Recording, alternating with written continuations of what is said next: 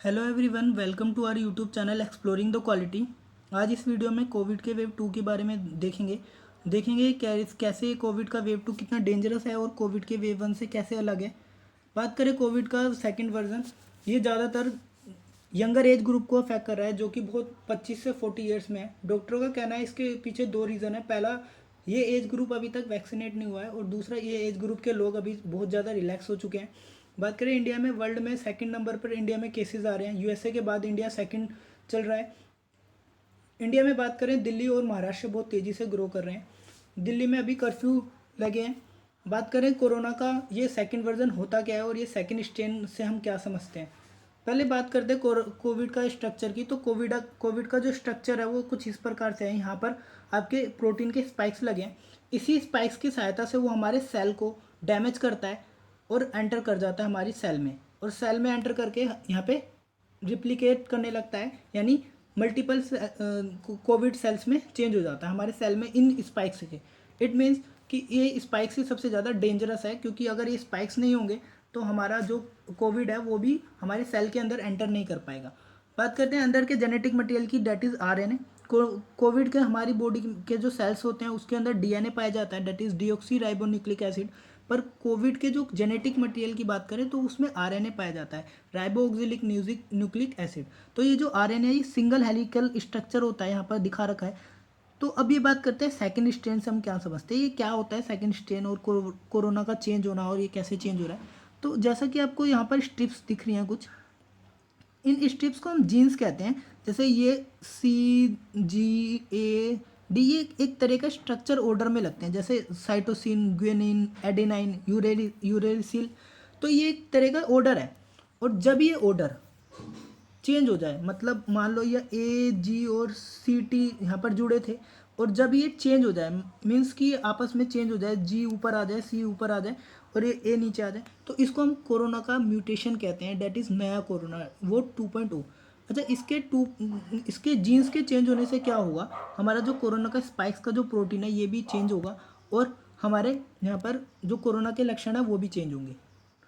बात करें हमारा वैक्सीन इसके ऊपर कैसे प्रभाव करेगी। हमारा वैक्सीन इस एक तो इसके ऊपर जो ये स्पाइक्स लगे हैं इसको ब्लॉक करने का काम करेंगे, और दूसरा जो काम है, इसके खिलाफ हम एंटीबॉडी डेवलप करेंगे। अभी बात करेंगे वैक्सीन क्या काम करती है और कैसे काम करती है। तो ये कोरोना का स्ट्रक्चर हो गया और इसके म्यूटेशन का मतलब हो गया। बात करें कोविड एंटर कैसे करता है बॉडी में हमारे, तो को जो कोविड का जो सेल है वो हमारी इतना डेवलप नहीं है कि जो हमारे डायरेक्ट स्किन सेल या फिर हमारे अदर ऑर्गन के सेल्स में एंटर कर जाए। हमारे वो सबसे ज़्यादा लंग्स को इफेक्ट इसलिए कर रहा है क्योंकि वहाँ लंग्स पे बहुत डेलिकेट सेल्स होते हैं। उन सेल्स के एक तो वो बहुत डेलिकेट सेल्स हैं, उसके अलावा वहाँ पर जो रिसेप्टर्स प्रेजेंट हैं, ये रिसेप्टर्स क्या करते हैं, कोविड इस पे जाके चिपक जाते हैं और ये हमारे बॉडी में इस प्रकार से एंटर कर जाते हैं। तो हमारे लंग्स पे क्यों ज़्यादा इफेक्ट कर रहे हैं, क्योंकि एक तो ये नोज़ और माउथ के थ्रू आते हैं, और ये सबसे ज़्यादा वीक डेलिकेट सेल्स की सतह को ढूंढते हैं हमारे। इसको हम नहीं, अदर सेल की बात करें, अदर ऑर्गन्स की, तो वहाँ पे जो सेल्स हैं वो बहुत अच्छे सेल हैं, और उनकी जो मेम्ब्रेन है वो सिलेक्टिव परमिजिबल मेम्ब्रेन है। और कोई भी मेम्ब्रेन जो हमारे सेल की मेम्ब्रेन जो होती है झिल्ली, ये सिर्फ उन्हीं चीज़ों को अलाउ करती है अंदर जाने के लिए जो इसको रिक्वायरमेंट है। पर यहाँ पर इन रिसेप्टर को लगे होने की वजह से जब ये कोविड इससे चिपक जाता है, ये जो रिसेप्टर्स है अंदर चले जाते हैं। ये रिसेप्टर्स मेनली ऑक्सीजन के लिए होते हैं, लेकिन कोविड इसी का फ़ायदा उठा के इस पर चिपक जा रहा है, और ये हमारी सेल में, डेट इज़, जैसा कि आप देख सकते हैं, एंटर कर जा रहा है। अच्छा, एंटर करने के बाद ये सबसे पहले हमारे ब्रेन के पास जाता है, सेल के ब्रेन के पास, डेट इज़ न्यूक्लियस। न्यूक्लियस से जाके पूछता है कि यार फोटोकॉपी वाली मशीन कहाँ है, फोटोकॉपी, डेट इज़ राइबोसोम्स की बात करें यहाँ पर। ये राइबोसोम वो काम करता है हमारा, हमारे जेनेटिक मटेरियल को बनाता है, फोटोकॉपी करता है उसकी। तो जब राइबोसोम फोटोकॉपी मशीन राइबोसोम के पास जाता है, तो राइबोसोम को अभी ये नहीं पता है कि ये जो चीज़ आई है ये हमारी बॉडी की नहीं है या फिर ये हमारे लिए डेंजरस है। बस वो राइबोसोम इसको मल्टीपल चीज़ों में फोटोकॉपी रेप्लिकेट कर देता है, इसे हम बोलते हैं रेप्लिकेशन। तो आप समझ सकते हो कि वो राइबोसोम कितनी तेज़ी से इसको रेप्लिकेट करेगा। एक सेल मल्टीपल कोरोना वायरस को छोड़ देते हैं। बात करें वैक्सीन, फिर इस पे कैसे काम करेगा। वैक्सीन का काम यही है कि जो वैक्सीन है वो इसलिए बन रही है ताकि ये स्पाइक्स को सबसे पहले ब्लॉक करें। ये स्पाइक्स ब्लॉक हो जाएंगे तो ये रिसेप्टर्स पे जाके नहीं बैठ पाएंगे, और ये हमारी सेल में एंटर नहीं कर पाएंगे। सेल में एंटर नहीं कर पाएंगे तो रेप्लिकेट भी बहुत कम करेंगे। बात करें कॉमन सिम्टम्स की 2.0, बहुत ज़्यादा सिम्टम्स इसके तो थोड़े अलग हैं। पहले कोविड 1 के सिम्टम्स की बात करें तो फीवर, कफ, खांसी, ये कुछ ऐसे चीज़ें थी जिससे हमें पता लग रहा था। लेकिन कोविड 2 के जो सिम्टम्स हैं वो बहुत अलग हो चुके हैं। कोविड 2 के सिम्टम्स में हमारे जैसे आँखों के अंदर खुजली, हमारे पेट में दर्द, एब्डोमेन, पेट में दर्द, कुछ इस प्रकार के सिम्टम्स देखे जा रहे हैं।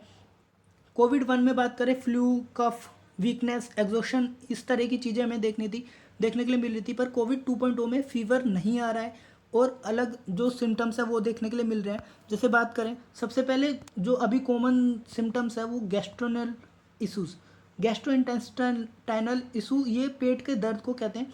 ये लीवर के आसपास एरिए और हमारे जो इंटेस्टाइन है उसके आसपास के एरिया को बहुत ज़्यादा क्रैम्प आ रहे हैं और जकड़न हो रही है। ये लोग इसको इंडाइजेशन की प्रॉब्लम समझ रहे हैं और इसे डिटेक्ट नहीं कर पा रहे हैं। तो अगर आपको इनसे रिलेटेड कोई भी प्रॉब्लम है तो you should test yourself. बात करें सेकंड की ड्राई माउथ, जिसे हम ज़ेरोस्टोमिया बोलते हैं, that is xerostomia is doctor का कहना है कि ये भी एक तरह का अब इंडिकेशन है माउथ का सूखा होना, सलाइवा प्रोड्यूस ना होने की वजह से जो पैथोजेंस है वो हमारी बॉडी में स्प्रेड हो जा रहे हैं और तेज़ी से अटैक कर रहे हैं। बात करें तीसरे की नूसी की बात करें तो ये वोमिटिंग से है। हमारी बॉडी में जब खाना एब्डोमिनल पेन हो रहा है हमारे पेट में, तो ये हमारा खाना डाइजेस्ट नहीं हो रहा है, हमारे माउथ के थ्रू वापस आ रहा है, तो इसे Nuzee is also a character which is corona 2.0 showing. Fourth है ये हमारी आइज़ का रेड होना भी हमारे कोविड 2.0 का लक्षण है। बात करें वैक्सीन्स की, कौन सी वैक्सीन सबसे ज़्यादा बेहतरीन है और कौन सी वैक्सीन खराब, तो मार्केट में बहुत सारी वैक्सीन उपलब्ध है। कोवैक्सीन, स्पुतनिक, कोविशील्ड और फाइज़र। स्पुतनिक तो रशिया की वैक्सीन है, ये इंडियन मेड वैक्सीन है। कोवैक्सीन जो कि भारत बायोटेक द्वारा बनाई गई है। एस्ट्राजेनेका ये ऑक्सफर्ड ने मिलकर यूके ने बनाई थी और ये जो फाइज़र है ये हमारा यूएसए ने बनाया। अच्छा, फाइज़र को यूज़ करना तो इंडिया में बहुत कम में भी पॉसिबल भी ना हो, क्योंकि ये -70 डिग्री पे स्टोर करा जाता है। इतने डिग्री का हमारे पास टैंक्स हैं भी तो बहुत कम है, जिसे स्टोर करना ही बहुत बड़ा चैलेंज होगा। तो इंडिया बात करें, कोवैक्सीन और कोविशील्ड बहुत ज़्यादा इंडिया में पेशेंट्स को लगाई जा रही है। अच्छा, वैक्सीन वही काम करती है, वो वैक्सीन पहले देखते हैं काम कैसे करती है, और दूसरा ये हमारी कौन सी वैक्सीन सबसे अच्छी है। बात करें वैक्सीन, आज की जो ये कोविड की वैक्सीन है ये 2 तरह की टेक्नोलॉजी पे बनाई जा रही है, mRNA और दूसरा डायरेक्ट। mRNA की बात करें, mRNA टेक्नोलॉजी की बात करें तो जब हम जो बहुत सारी कंपनी जैसे मॉडर्ना हो गई, स्पुतनिक हो गई, फाइज़र हो गई, इन्होंने हमारे जो जेनेटिक मटेरियल है उसको,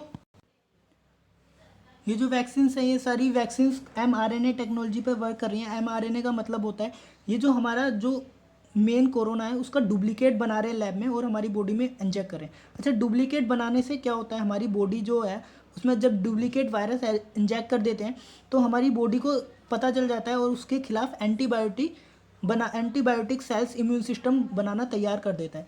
और जब रियल कोरोना वायरस आएगा हमारी बॉडी में इंजेक्ट होके, तो वो डुप्लीकेट की वजह से बनाया गया जो एंटीबॉडी था वो असली रियल वाले कोरोना वायरस पे अटैक करता है।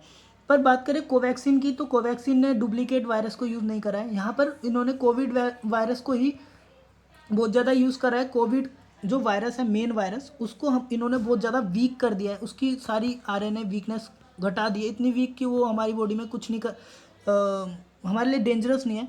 तो मेरे हिसाब से कोवैक्सीन ज़्यादा बेनिफिशियल है बजाय इस डुप्लीकेट कोविड वायरस के।